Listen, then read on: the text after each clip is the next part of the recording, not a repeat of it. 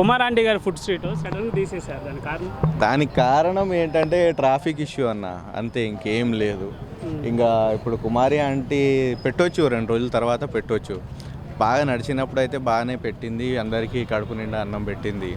కాకపోతే అందరూ వచ్చి ఫుడ్ బ్లాగర్స్ వచ్చి అందరూ ఆమెకి హైలైట్ చేసేసారు. ఆమె సుడి అది ఇంకా అట్లా తిరిగి ఆమె బాగా ఫేమస్ అయిపోయి చాలా గలీజ్గా మీమ్స్ వేసేసి 2 లివర్లు ఎక్స్ట్రా 1000 రూపాయలు 1500 అట్లా చెప్పేసి అందరు అట్లా చేసారు. కానీ నేను ఎప్పటి నుంచో తింటున్నా, ఆల్మోస్ట్ 5 years నుంచి తింటున్నా. 70 రూపీస్కి మొత్తం మీల్స్ ఇస్తుంది, మొత్తం వెజ్లా ఇస్తుంది. ఇంకా నాన్ వెజ్ ఎవరైనా తిన్నారంటే వాళ్ళ ఇష్టం కదా. ఎందుకంటే ఆమె దగ్గర chicken fry, chicken curry, mutton, bheja fry ఉంది, ఇంకోటి ఫ్రాన్స్ ఉంది, అన్నీ ఆమె దగ్గర ఉన్నాయి. ఆ మిక్స్ మొత్తం తీసుకొని 450 550 అని తీసుకుంటుంది ఆమె. వాళ్ళ ఇష్టం, అది తినే వాళ్ళ ఇష్టం. ఇంకా ఇప్పుడు ఆమె తప్పేం లేదు కదా, ఎవరికి ఏం కావాలన్నా కూడా ఆమె పెట్టేది ఇచ్చేది, అందరు తినేటోళ్ళు. అది తిన్నారు, మొత్తం బాగానే ఉంది. కానీ ఆమెకైతే న్యాయం జరగాలి అని నేను కోరుకుంటున్నాను. న్యాయం అంటే సీఎం రేవంత్ రెడ్డి గారే ఇన్వాల్వ్ అయ్యారు కదా. సీఎం రేవంత్ రెడ్డి గారు ఇన్వాల్వ్ అయ్యారంటే జస్ట్ ట్విట్టర్లో ఒక ట్వీట్ పెట్టిర్రు, ఇట్లా మీరు పెట్టుకోండి, సరే ఎవరిది బిజినెస్ ఆగొద్దు, పెట్టుకోండి, మంచిగా బిజినెస్ చేసుకోండి, వీలైతే నేను కూడా వస్తా అని రేవంత్ రెడ్డి గారు కూడా సపోర్ట్ చేశారు. మరి ఇక్కడ పోలీసు వాళ్ళు ఎందుకు, ఆమె వస్తే పోలీసు కూడా వచ్చేసి ఇన్ని షాపులు ఉన్నా కూడా ఆమె షాపే క్లోజ్ చేసేస్తారు అంట. అట్లా అంటే ఇప్పుడు ఎన్ని రోజులలో షాప్ వస్తుంది అన్నారు? చెప్పలేము, 1-2 days పట్టవచ్చు, 3 daysలో అయినా రావచ్చు. తను కూడా ఏమైనా డిప్రెషన్లో ఉండొచ్చు. ఎందుకంటే ఆ రోజు ఓపెన్ చేసిన రోజు వాళ్ళు రైస్ కర్రీస్ అన్నీ ప్రతి ఒక్కటి లంచ్ టైంలో ప్రిఫేర్ చేస్తే పోలీసు వాళ్ళు వచ్చి క్లోజ్ చేయించేశారు. అప్పుడు దాదాపు ఇక్కడ ఒక 50 మంది 60 మంది దాకా ఉండే. వాళ్ళు కూడా ఏం చేస్తారు, వాళ్ళు కూడా క్లోజ్ చేసేసారు. ఆంటీ అప్పటికి కూడా అడిగింది, అంకుల్ కూడా మాట్లాడిర్రు, మేము మా పొట్ట కోసం మేము బిజినెస్ చేసుకుంటున్నాం, మరి మాకెందుకు ఇట్లా చేస్తున్నారు మీరు, మాకైతే అర్థం కావట్లేదని ఆ రోజు నుంచే బంద్ చేసిర్రు. ఈ రోజుకి 2 days అవుతుంది. మరి ఏం చేస్తుందో ఆంటీ చూద్దాం. అంటే ఒక్క కుమార్ ఆంటీ ఫేమస్ కావడం వల్ల రాష్ట్రంలో ఉన్న 20 లక్షల మంది స్ట్రీట్ ఫుడ్ వాళ్ళకి ఉపయోగపడుతుంది అంటున్నారు కదా. ఇంకా అది చూడాలి, ఇంకా మనం ఉపయోగపడుతుంది అంటే అది తన సుడి, తన జాతకం, తను ఫేమస్ అయిపోయింది. ఫేమస్ అయిపోవడానికి కారణం ఏంటంటే తన ఫుడ్ బాగుంది, ఫుడ్, కర్రీసు, ఎవ్రీథింగ్ మొత్తం బాగుందన్న. అలాగే ఇక్కడ స్ట్రీట్ ఫుడ్ అంటే ఇట్లా స్ట్రీట్లో వ్యాపారం పెట్టుకునే వాళ్ళందరి కాడ అసలు ఓనర్లు వదిలేసి వీళ్ళకందరూ రెంట్కి ఎక్కువకి ఇస్తున్నారంట కదా, 40,000 50,000 30,000 అట్లా.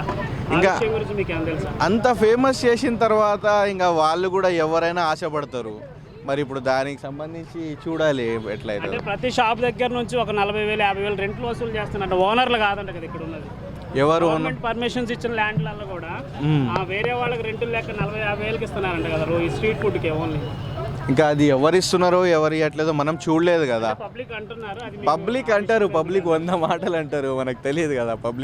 పబ్లిక్ ఏముంది చెప్పడం. కుమారి ఆంటీ ఫ్యాన్స్ అన్నమాట వీళ్ళందరూ. కుమారి ఆంటీ లేదని చాలామంది బాధతో నిర్భయంగా ఉన్నారు. నేను కూడా చాలా బాధ వేస్తుంది కుమారి ఆంటీ లేనందుకు. కుమారి ఆంటీ యూనియన్లో స్టార్ట్ చేస్తారా ఏందైతే? కుమారి ఆంటీని యూనియన్లో స్టార్ట్ చేస్తాం, బిగ్ బాస్లో పోతే విన్ చేస్తాం, ఏం చేసినా కుమారి ఆంటీకి మా సపోర్ట్ ఉంటుంది. ఎందుకంటే కుమారి ఆంటీ ఈజ్ ద బెస్ట్.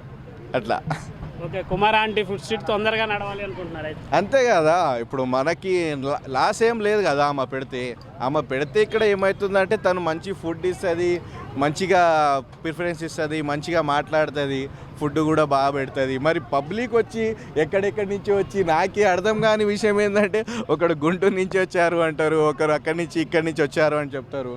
ఎందుకు వస్తారు అంటే ఫేమస్ అయింది ఆంటీ, అసలు ఇక్కడ ఏముంది అని వాళ్ళు వచ్చి చెప్పి ఇంకా ఫేమస్ అవుతుంది. కానీ ఇంకా మనం దానికి ఆపలేము. ఇంకా అంటే కుమార్ ఆంటీ ఫుడ్తో పాటు ఇక్కడ ఉన్న అన్ని స్టాల్స్లలో ఫుడ్ బాగుంటుంది అన్నారు. అదైతే నిజమే కదా. నేను 4-5 years నుంచి నేను తింటున్నా, నేనే చెప్తున్నా కదా. దానికి నేనే ఉదాహరణ. వేరే వాళ్ళకి అడగడం ఎందుకు. మనం తిన్నాం, బాగుంది అంటే బాగుంది, బాగాలేదంటే బాగాలేదు. ఇంకోటి, ఇంతమంది వచ్చి ఫస్ట్ ఒక వ్లాగర్ వచ్చి బాగుంది అని చెప్పిన తర్వాత ఇంకో బ్లాగర్ ఎట్లా వస్తారు?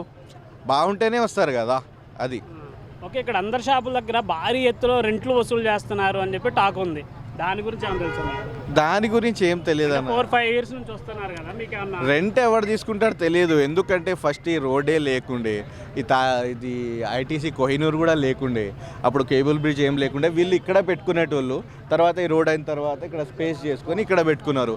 రెంట్ ఎవరు తీసుకుంటున్నారు ఏంటి అది తెలియదు. అంటే ఓనర్లు వేరు, ఇక్కడ వర్క్ చేసే వాళ్ళు వేరు, ఇలా 40-50 వేలు రెంట్ తీసుకుంటున్నారు టాక్ ఉన్నది. అంతా తీసుకున్నా కూడా ఎవరు ఉంచరు, ఎవరు పెట్టుకోరు. ఎందుకంటే ఇంతకుముందు అంటే ఇక్కడ ఉండేటోళ్ళు 2 o'clock 1 o'clock దాకా కూడా ఉండేటోళ్ళు. ఇప్పుడు నైట్ ఉండట్లేదు. వీళ్ళు మార్నింగ్ ఓపెన్ చేసి మీకు టిఫిన్, ఏమైనా ఫుడ్, ఎవ్రీథింగ్ దొరుకుతుంది.